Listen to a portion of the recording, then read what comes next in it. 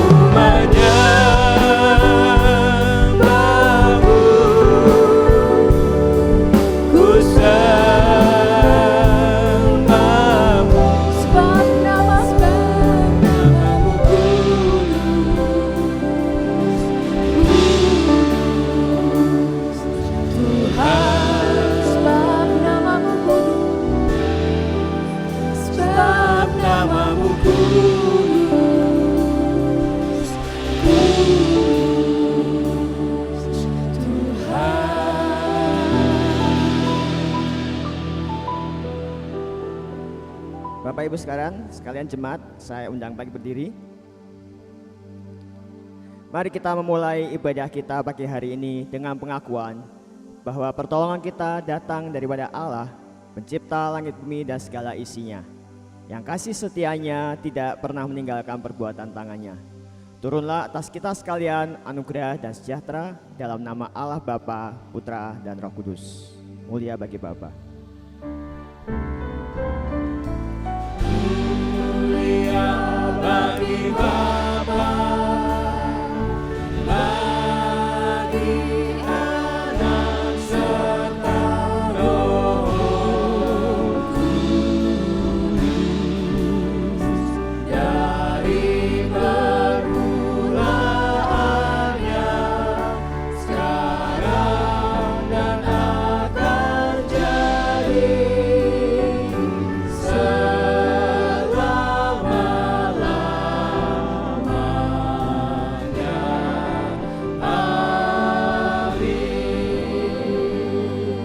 Nas pembimbing kita terambil dari Roma 12 ayat 9 dan 10. Hendaklah kasih itu jangan pura-pura, jauhilah yang jahat dan lakukanlah yang baik. Hendaklah kamu saling mengasihi sebagai saudara dan saling mendahului dalam memberi hormat. Amin, amin, amin.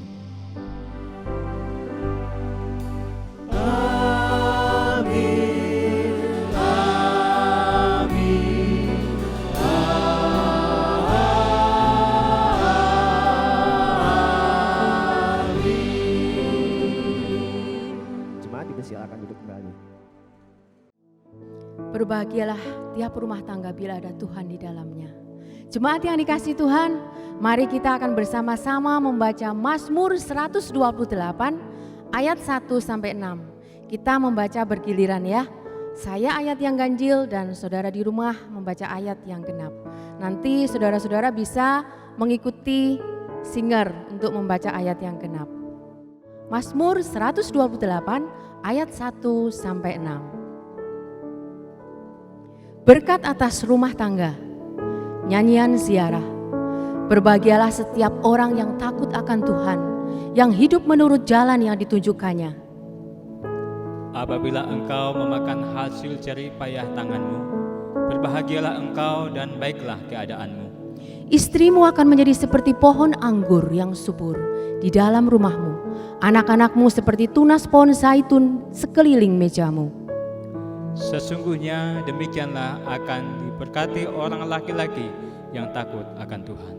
Kiranya Tuhan memberkati engkau dari Sion, supaya engkau melihat kebahagiaan Yerusalem seumur hidupmu. Dan melihat anak-anak dari anak-anakmu, damai sejahtera atas Israel. Diberkatilah setiap keluarga Kristen di mana Kristus senantiasa hadir. Biarlah lagu ini menjadi doa kita agar keluarga kita seia sekata, saling mengerti, saling menerima dan mengampuni, agar sukacita itu terus mengalir dalam keluarga kita.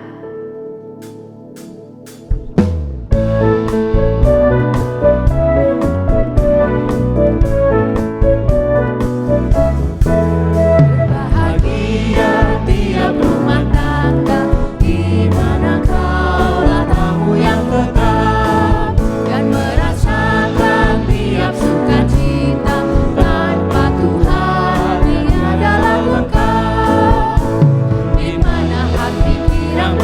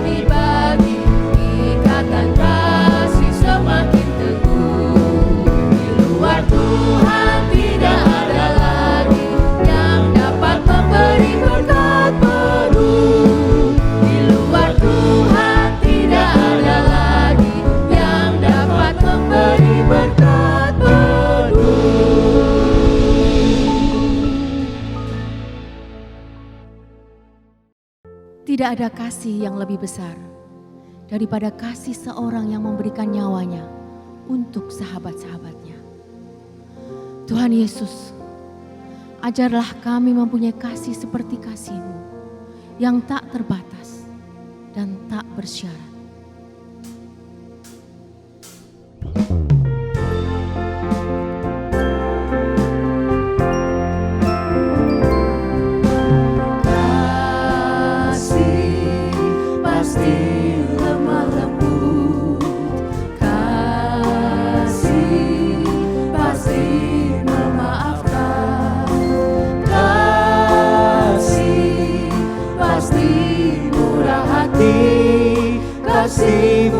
Kasih-Mu Tuhan.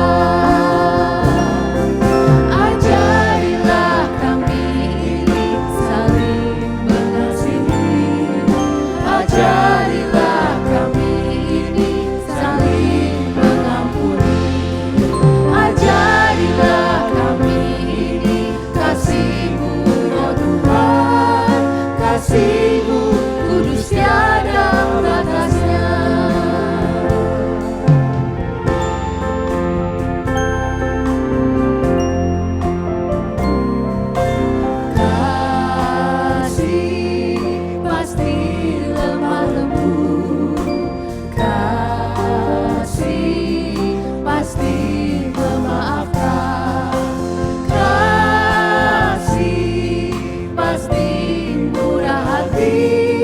Kasih-Mu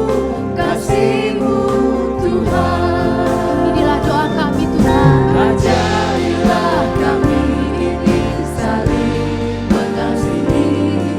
Ajarilah kami ini saling mengampuni. Ajarilah kami ini kasih-Mu ya Tuhan. Kasih-Mu kudus tiada batasnya. Ajarilah kami ini saling mengasihi. Ajarilah kami ini saling mengampuni. Ajarilah kami ini kasih-Mu ya Tuhan.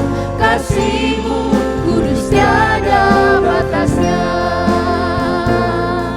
Kasih-Mu kudus tiada batasnya.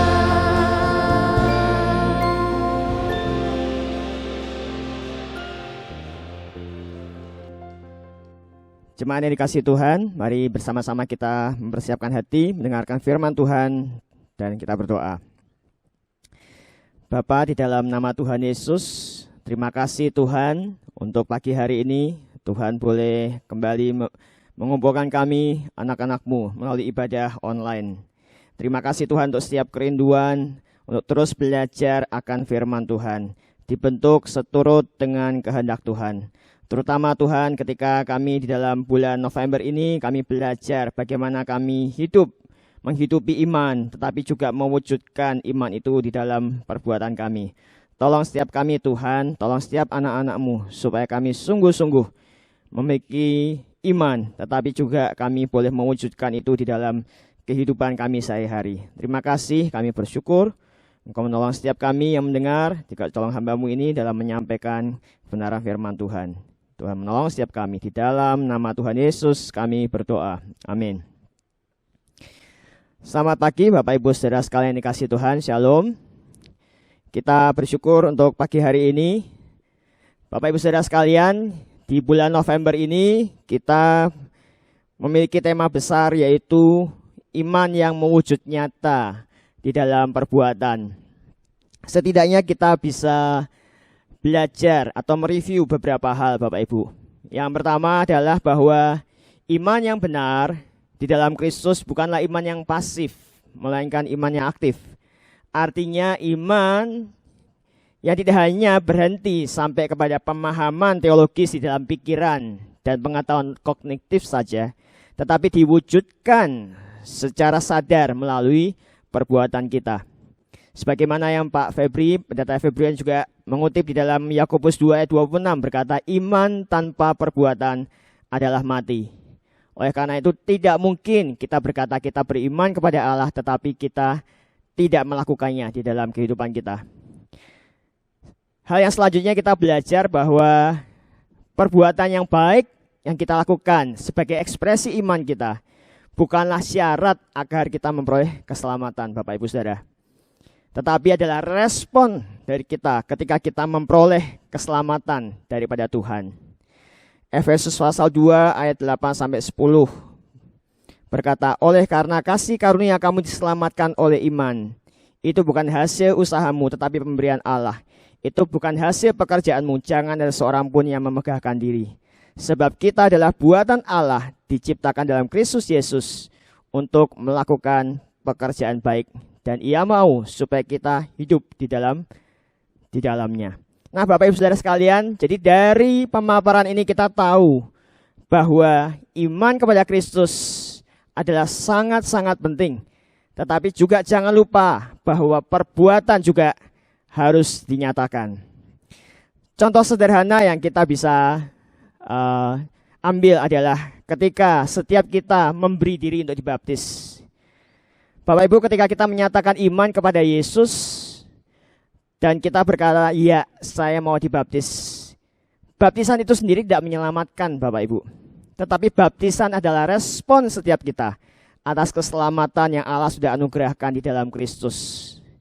Sekaligus membuktikan komitmen atau kesungguhan kita di hadapan Allah dan juga jemaat Tuhan. Bahwa kita akan mengikuti Kristus sampai pada akhir hidup kita. Izinkan saya menggunakan kesempatan ini untuk menyemangati bagi adik-adik yang saat ini juga sedang menjalani katekisasi, meskipun masih secara online. Gunakan kesempatan ini untuk meresponi dengan sungguh-sungguh anugerah keselamatan yang Tuhan Yesus berikan secara cuma-cuma. Dan biarlah ini menjadi momen ketika kita meneguhkan komitmen untuk mengikuti Kristus dalam kehidupan kita sehari-hari. Nah, Bapak Ibu Saudara sekalian, hari ini kita akan sama-sama belajar masih dengan tema bagaimana mewujud nyatakan iman di dalam kasih. Atau saya berikan sebuah judul Love in Action. Bagaimana dengan kasih, Bapak Ibu? Apakah kita sungguh-sungguh harus menyatakan kasih di dalam perbuatan? Banyak orang berkata, oh enggak, kasih cukup dengan, kasih adalah sebuah perasaan. Tetapi benarkah demikian? Kasih adalah sebuah perasaan atau emosi? Mari Bapak Ibu Saudara sekalian kita buka satu bagian firman Tuhan di dalam 1 Yohanes pasal ke-4 ayat 7 sampai ke-12. Dengan judul perikop adalah Allah adalah kasih. Saudara-saudaraku yang kekasih, marilah kita saling mengasihi. Sebab kasih itu berasal dari Allah. Dan setiap orang yang mengasihi lahir dari Allah dan mengenal Allah. Barang siapa tidak mengasihi, ia tidak mengenal Allah, sebab Allah adalah kasih. Dalam hal inilah kasih Allah dinyatakan di tengah-tengah kita, yaitu bahwa Allah telah mengutus anaknya yang tunggal ke dalam dunia, supaya kita hidup olehnya. Inilah kasih itu, bukan kita yang telah mengasihi Allah, tetapi Allah yang telah mengasihi kita, dan yang telah mengutus anaknya sebagai pendamaian bagi dosa-dosa kita. Saudara-saudaraku yang kekasih, jikalau Allah sedemikian mengasihi kita, maka haruslah kita juga saling mengasihi. Tidak ada seorang pun yang pernah melihat Allah. Jika kita saling mengasihi, Allah tetap di dalam kita dan kasih-Nya sempurna di dalam kita. Demikian jawab bacaan firman Tuhan. Berbahagia setiap kita yang mendengar, merenungkan firman Tuhan dan melakukannya dalam kehidupan kita sehari-hari. Nah, Bapak Ibu Saudara sekalian, ketika kita berbicara tentang kasih atau love in action, kasih di dalam perbuatan, tidak mudah Bapak Ibu. Ketika dalam sebuah buku Love is a Verb yang ditulis oleh Gary Chapman, beliau juga adalah sebuah penulis buku bestseller yaitu 5 bahasa kasih atau 5 love language. Di dalam bukunya dia mengungkapkan, dalam kehidupan yang penuh dengan tekanan dan kompleksitas, cinta harus lebih dari sekedar perasaan saja. Cinta haruslah sesuatu yang kita lakukan. Kita harus mendemonstrasikannya dalam pernikahan dan keluarga kita, di tengah lingkungan pergaulan kita, bahkan dalam lingkungan orang-orang yang membenci kita. Tidak mudah Bapak Ibu untuk mendemonstrasikan kasih di dalam hidup kita. Tetapi mari sama-sama kita akan belajar dari seorang tokoh yang dikenal, yang menyebut dirinya sebagai murid yang dikasihi oleh Yesus. Siapakah dia? Ya, dia adalah Yohanes, salah satu rasul atau murid dari Yesus, yang juga menulis Injil Yohanes, juga surat 1 sampai 3 Yohanes, dan juga penulis Wahyu. Jika kita coba mencermati tulisan dari Rasul Yohanes ini, baik di dalam Injil maupun di dalam surat-suratnya, dia banyak menekankan tentang kasih, tentang mengasihi Allah, tentang bagaimana kita saling mengasihi. Bapak Ibu Saudara sekalian, juga di banyak bagian yang lain, Rasul Yohanes menyampaikan ajakan kepada pembacanya, marilah kita saling mengasihi. Dan kalau kita coba mengingat Bapak Ibu, apa yang Yesus sampaikan, yang kita kenal sebagai hukum kasih, ada dalam Matius 22 ayat 37 sampai 39. Kasihilah Tuhan Allahmu dengan segenap hatimu, dengan segenap jiwamu, dan dengan segenap akal budimu. Itulah hukum yang terutama dan yang pertama. Hukum yang kedua yang sama dengan itu ialah kasihilah sesamamu manusia seperti dirimu sendiri. Jadi kita melihat bahwa betapa mengasihi Tuhan dan mengasihi sesama adalah sesuatu hal yang Allah rindukan di dalam setiap hidup kita sebagai umat-Nya. Bapak Ibu Saudara sekalian, kalau ditanya mengasihi Allah gampang atau sulit?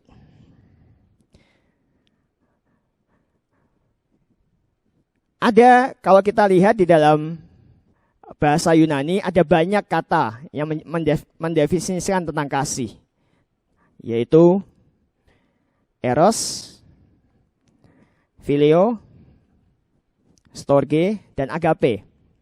Eros bicara tentang hubungan dalam suami istri. Phileo berbicara tentang kasih persaudaraan. Storge berbicara tentang kasih dalam keluarga. Tetapi agape, inilah yang sebenarnya Tuhan kehendaki, yaitu menggambarkan kasih Allah kepada manusia. Dan Allah pun dalam Matius 22 yang kita baca tadi menggunakan kata agapesis, yang menyatakan bahwa Tuhan rindu untuk setiap kita mengasihi Dia dengan kasih-Nya Allah. Begitu juga dalam hal mengasihi sesama. Tidak mudah Bapak Ibu. Ketika tadi Gary Chapman berkata bahwa kita harus mewujudkan kasih di dalam pernikahan dan keluarga, pergaulan, dan termasuk orang-orang yang membenci kita. Orang-orang yang di sekeliling kita, yang mereka yang membenci kita pun adalah sesama kita. Kalau kita hanya menggantungkan kasih pada emosi atau perasaan kita, maka kita tidak akan pernah sanggup mengasihi sesama sebagaimana yang Tuhan inginkan. Tetapi mari sama-sama Bapak Ibu kita belajar dari apa yang Rasul Yohanes katakan. Yang pertama, di pasal keempat ayat ke-8 dikatakan seperti ini. Di ayat ke-7, saudara-saudaraku yang kekasih, marilah kita saling mengasihi, sebab kasih itu berasal dari Allah, dan setiap orang yang mengasihi lahir dari Allah dan mengenal Allah. Ayat 8, barang siapa tidak mengasihi, ia tidak mengenal Allah, sebab Allah adalah kasih. Jelas sekali di sini ada sebuah pernyataan, ya ini adalah Allah adalah kasih. Dengan kata lain, ketika kita hendak membahas atau belajar tentang kasih, maka harus dimulai dari pribadi Allah. Karena memang itulah hakikat dari Allah atau pribadi Allah. Allah adalah kasih.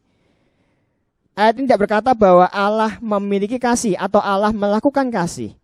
Tetapi Allah adalah kasih. Dengan kata lain, kasih yang sebenarnya adalah dalam diri Allah sendiri. Dan ini ditegaskan di ayat 7 tadi berkata bahwa kasih berasal daripada Allah. Dengan kata lain, memang asal mula dari kasih adalah Allah sendiri. Dan karena Allah kita adalah Allah yang kekal, maka kasih Allah pun adalah kasih yang kekal. Kasih Allah sudah ada sebelum saudara dan saya ada.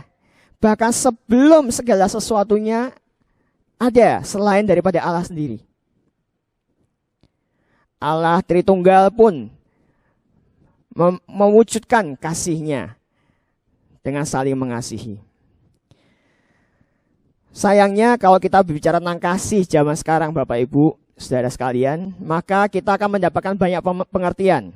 Kita menyebut kasih tadi dengan cinta, dengan sayang, dengan suka, dan lain sebagainya. Tetapi umumnya, kalau kita berbicara tentang, kalau ketika kita berkata, aku mengasihi, atau aku cinta kamu, maka ada satu pertanyaan besar. Sebenarnya siapa yang kita kasihi? Atau apa yang menjadi motivasi kita mengasihi? Di dalam sosmed atau di kalangan anak muda saat ini ada sebuah istilah Bapak Ibu, yaitu adalah bucin. Mungkin bagi ibu-ibu yang mungkin bertanya, bucin ini bumbu apa ya? Tetapi saya pastikan bahwa ini bukan bumbu dapur Bapak Ibu. Ini beda dengan micin. Bucin adalah singkatan dari budak cinta. Artinya adalah orang yang sedang tergila-gila dengan cinta. Atau orang yang rela melakukan apapun demi kekasihnya. Sehingga rela menjadi budak demi cinta. Bagi anak muda, Anda yang mendengarkan, yang sedang pacaran tentu memahami. Orang yang mengalami budak cinta ini, kita kalau melihat ketika ceweknya sedang pergi nyalon, maka sang kekasihnya rela menunggu berjam-jam di salon sampai selesai. Nggak hanya itu Bapak Ibu, dia juga rela bayarin. Luar biasa. Orang yang sedang mengalami bucin ini, dia rela melakukan apapun. Mungkin kita berpikir, wah ini kasih. Tapi belum tentu. Tunggu dulu Bapak Ibu. Kalau kita lihat dalam pacaran pasti ada motifnya. Yaitu apa? PDKT. Coba kita lihat. Kalau mungkin dalam kasus-kasus tertentu akhirnya mereka harus berpisah. Apa yang akan dilakukan sang kekasih? Mungkin dalam kasus-kasus tertentu dia akan lalu mengeluarkan nota-notanya yang selama ini dia sudah keluarkan. Dan dia serahkan, nih ini yang sudah aku keluarkan, sekarang ganti. Nah Bapak Ibu Saudara sekalian, ini menunjukkan bahwa memang tidak mudah untuk kita menunjukkan kasih kita kepada sesama. Tetapi melalui ayat ini kita belajar bahwa Allah adalah kasih. Oleh karena itu seyogyanya kita belajar mengasihi dari Allah.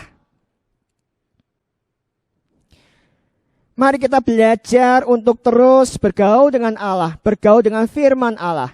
Mari kita terus hidup di dalam kasih Allah, berelasi dengan Allah. Sehingga kita semakin hari semakin melihat, mengalami akan kasih Tuhan. Ketika kita belajar mengenal Allah, maka kita akan semakin memahami apa yang menjadi kehendak-Nya. Ketika kita memahami kasih Allah, maka kita akan dimampukan untuk hidup di dalam kebenaran-Nya. Yang kedua apa Bapak Ibu Saudara sekalian? Yang kedua ada di ayat ke-10. Berkata demikian. inilah kasih itu. Bukan kita yang telah mengasihi Allah, tetapi Allah yang telah mengasihi kita dan yang telah mengutus anaknya sebagai pendamaian bagi dosa-dosa kita. Dengan kata lain bahwa ketika kita tahu bahwa Allah adalah kasih, maka kasih yang Allah miliki atau kasih Allah itulah membuat Allah melakukan sesuatu perbuatan. Dalam hal ini di ayat 10 adalah Allah mengutus anaknya sebagai pendamaian bagi dosa-dosa kita. Dengan kata lain bahwa kasih itu memberi. Ketika kita coba melihat akar kata dari kasih atau di dalam bahasa Ibrani adalah ahava, adalah memiliki arti adalah an act atau perbuatan, an act of doing, yang sangat erat kaitannya dengan perbuatan dan ketaatan. Sedangkan akar kata dari ahava ini adalah ahav, yang memiliki arti to give atau memberi. Dengan kata lain, ketika kita belajar mengenai kasih, maka tidak bisa terlepas dari namanya memberi. Kasih adalah memberi, bukan kasih yang menuntut. Kasih juga bukan sekedar perasaan atau emosi saja, bukan sekedar perkataan, tetapi kasih adalah perbuatan. Demikian juga kalau kita melihat ketika Allah memberikan kasih-Nya kepada kita sehingga kita diperdamaikan dengan Allah, maka di ayat ke-7 dan juga di dalam pasal 3 ayat 1 dikatakan, saya akan bacakan di pasal 3 ayat 1, lihatlah betapa besarnya kasih yang dikaruniakan Bapa kepada kita, sehingga kita disebut anak-anak Allah. Dan memang kita adalah anak-anak Allah. Karena itu dunia tidak mengenal kita, sebab dunia tidak mengenal Dia. Bapak Ibu Saudara sekalian, ketika Allah mengutus anaknya, yaitu Yesus Kristus, mendamaikan kita, Alkitab berkata bahwa kita menjadi anak-anak Allah. Allah memberikan kasih-Nya kepada kita dan Allah mengangkat kita menjadi anak-anak-Nya. Hal ini sejalan juga dengan pernyataan Rasul Yohanes di dalam Yohanes 1 ayat 12. Tetapi semua orang yang menerimanya diberinya kuasa supaya menjadi anak-anak Allah, yaitu mereka yang percaya di dalam namanya. Nah, Bapak Ibu Saudara sekalian, dengan kata lain kita mengerti bahwa setiap kita yang beriman kepada Kristus, kita yang percaya kepada pribadi dan karya Kristus, mau menerima Dia sebagai Tuhan dan Juru Selamat, kita menjadi anak-anak Allah. Bapak Ibu Saudara sekalian, kita mengerti bagaimana posisi anak di dalam sebuah keluarga. Ketika seorang anak lahir, maka dia secara otomatis akan menjadi bagian dari keluarga tersebut. Ketika anak kedua kami lahir, Aneta Mikaela lahir pada tanggal 15 Mei yang lalu. Maka pada hari itu dia secara resmi menjadi anggota keluarga kami. Tentu disahkan juga secara hukum dengan akte kelahiran. Tidak hanya itu, tidak hanya menjadi bagian dari keluarga kami. Seorang anak atau Aneta pun dikasihi. Aneta menerima kasih dari kami sebagai orang tua. Dia boleh punya hak untuk tinggal di rumah kami. Dia berhak untuk menerima perlindungan. Pada waktunya nanti dia pun berhak untuk menerima pendidikan. Dia berhak menerima uang saku dan lain sebagainya. Itulah posisi anak, Bapak Ibu Saudara sekalian. Seorang anak berhak mendapatkan kasih sayang. Ketika seorang anak mengalami kesakitan, maka sang ayah atau ibunya akan berkata, "Nak, lebih baik ayah atau ibu saja yang mengalaminya." Artinya Bapak Ibu, anak sangat erat kaitannya dengan penerimaan. Anak menerima segala hal yang terbaik daripada orang tua. Ketika kita menyadari bahwa Allah adalah kasih dan Allah memberikan kasih-Nya kepada kita, bahkan Allah mengangkat kita sebagai anak-anaknya, maka kita menerima segala kasih Allah itu, Bapak Ibu.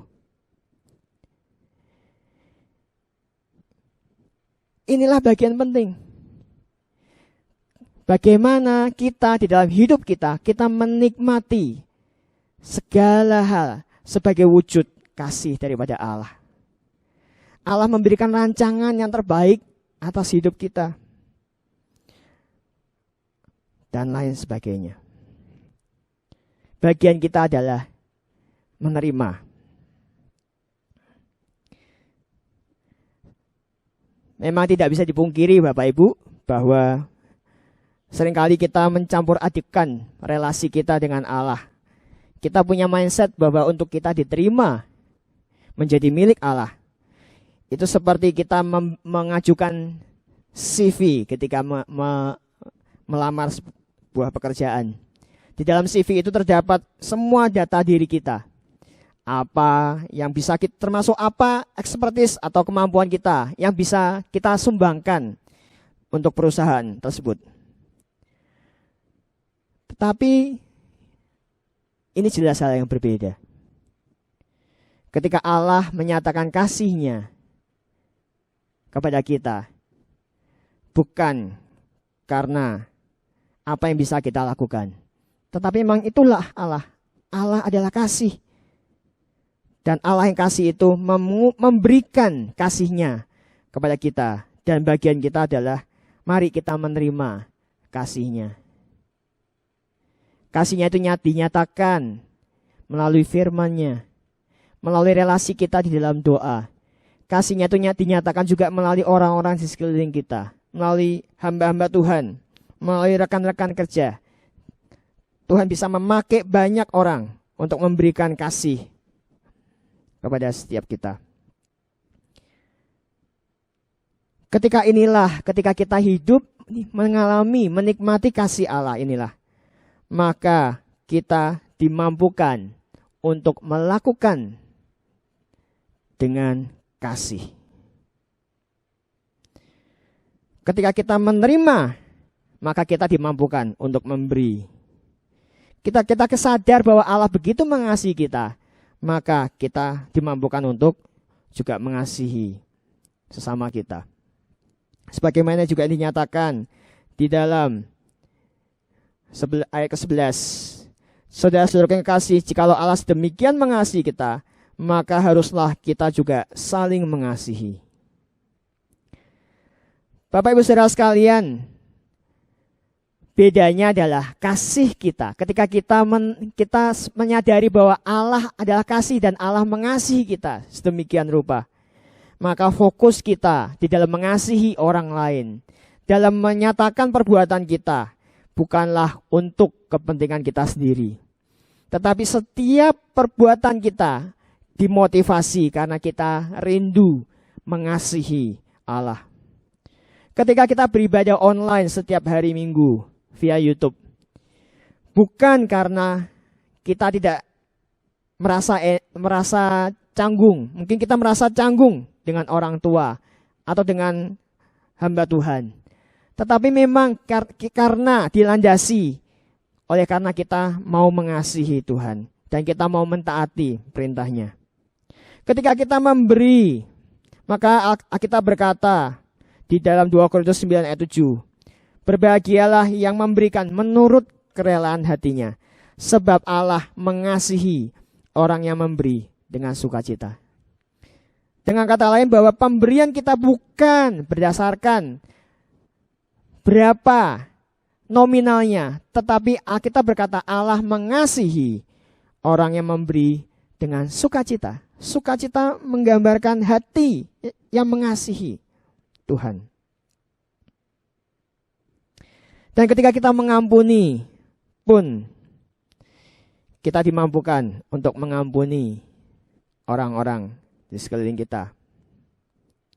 Nah, Bapak Ibu Saudara sekalian, kita belajar bahwa love in action bukanlah didasarkan kepada kemampuan kita untuk mengasihi, tetapi didasarkan kepada kesadaran bahwa Allah adalah kasih.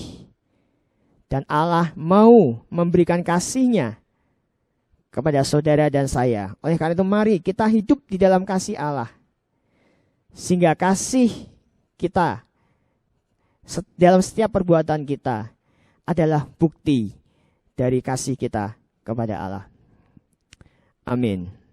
Mari kita berdoa. Terima kasih Bapa, karena Engkau telah membuktikan kasih-Mu buat setiap kami. Engkau memberikan anak-Mu, putra-Mu yang tunggal, Yesus Kristus, ke dalam dunia ini bagi kami. Sehingga kami boleh diperdamaikan dengan Allah. Kami boleh Engkau angkat menjadi anak-anak-Mu. Tolong setiap kami, ya Bapa, supaya kami belajar menyatakan kasih-Mu di dalam perkataan dan perbuatan kami setiap hari. Terima kasih Bapa, kami percaya bahwa kasih-Mu itulah yang memampukan kami untuk melakukan setiap hal di dalam hidup kami berdasarkan kasih. Sehingga kami boleh menjadi saksi Tuhan dimanapun kami berada. Kami ingin sama-sama berdoa syafaat. Kami berdoa untuk rencana siang hari ini bagi jemaat-Mu di GKM Anugerah Pos Citra yang akan mengadakan kunjungan di panti asuhan Kasih Anugerah.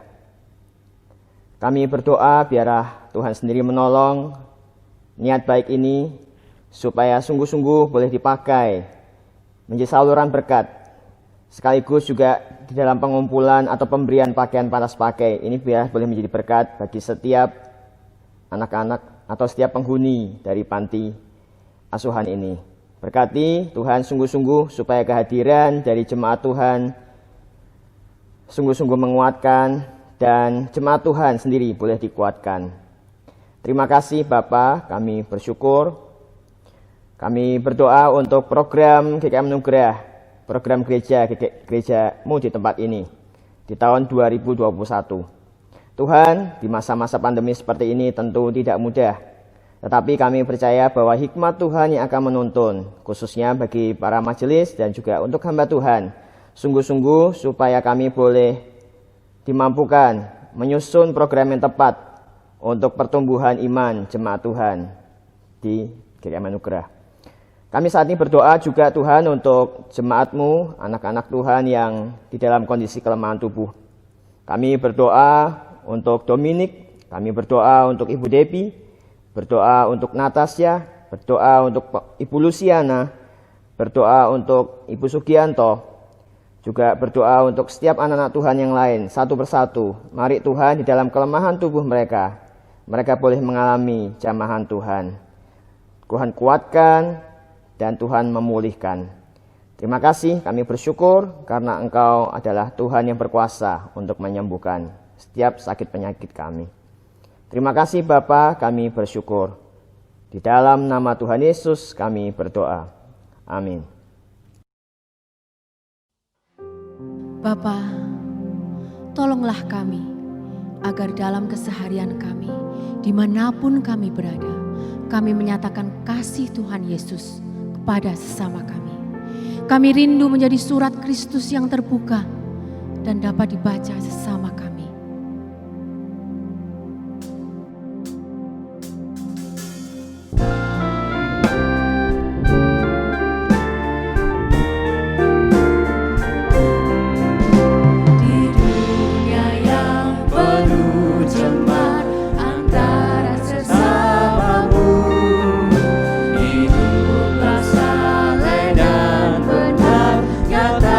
Yesus dalammu.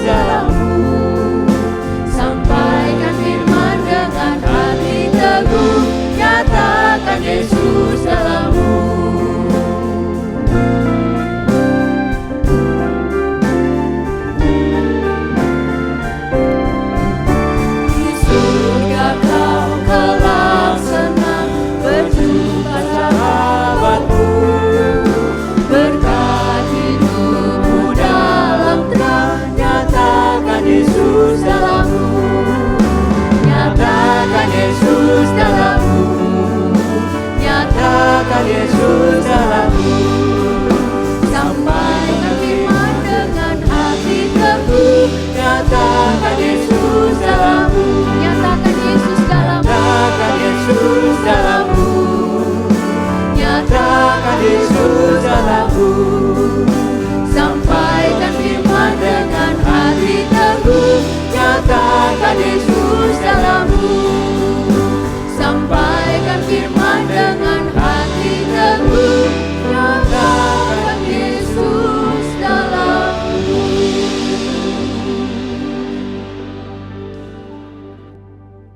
Jemaat sekalian yang dikasihi Tuhan, mari kita mengakhiri ibadah online pagi hari ini. Saya undang kita semua bangkit berdiri dan kita akan menerima berkat Tuhan. Tuhan memberkati engkau dan melindungi engkau. Tuhan menyinari engkau dengan wajah-Nya dan memberi engkau kasih karunia. Tuhan menghadapkan wajah-Nya kepadamu dan memberi engkau damai sejahtera. Amin.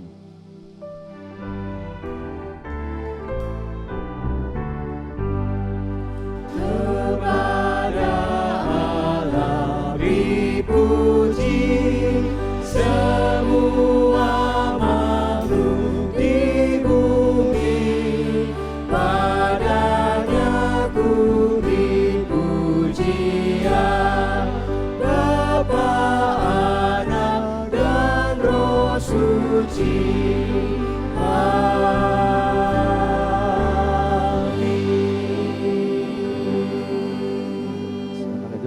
Selamat hari Minggu, Tuhan Yesus memberkati.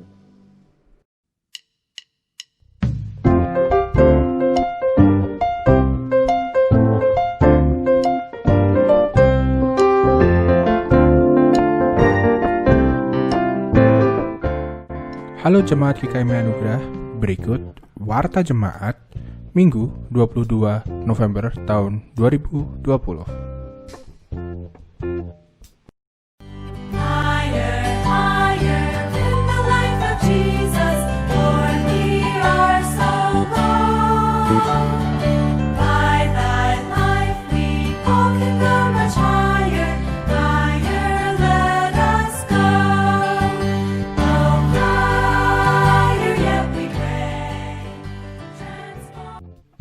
Shalom Bapak Ibu yang terkasih di dalam Tuhan. Doa saya kiranya Bapak Ibu sekalian dalam keadaan sehat-sehat. Masih ingat dengan yel-yel gereja kita? GKMI Anugerah, dekat, bertumbuh, menjadi berkat. Mari bersama-sama kita hidupi dan kita praktekkan dalam kehidupan kita bersama bergereja.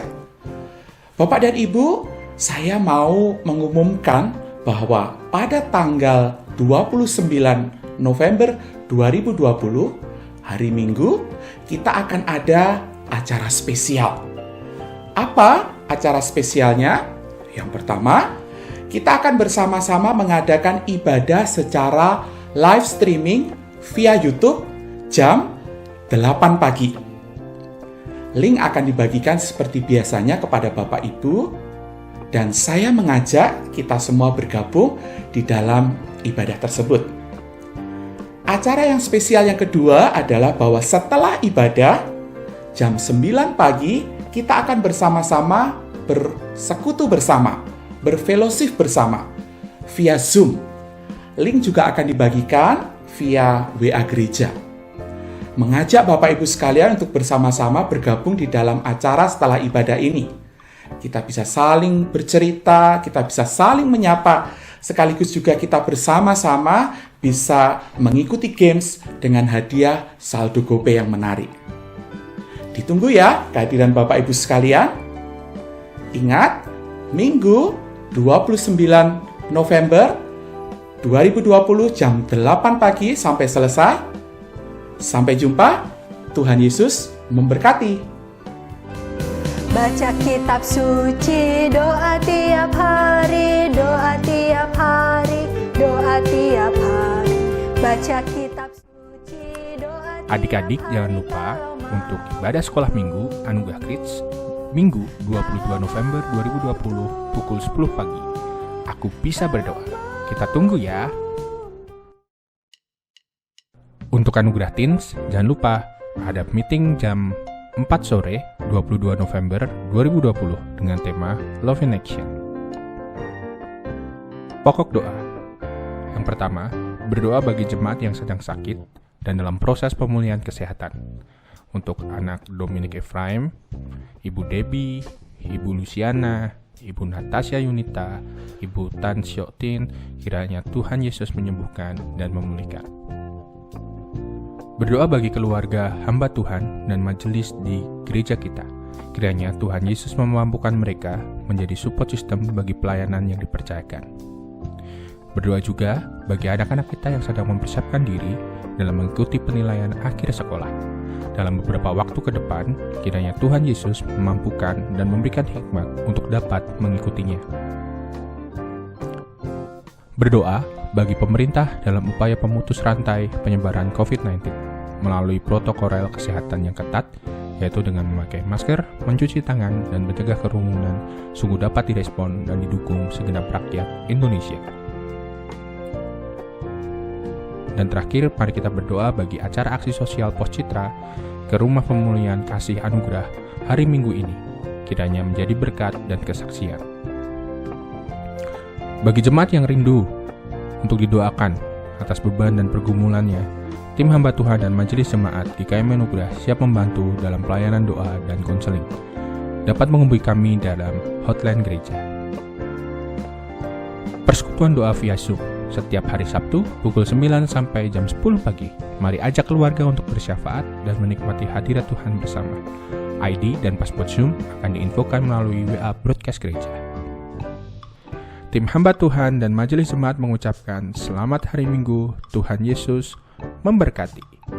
More connected, more intimate. Stay healthy and stay at home. God bless you.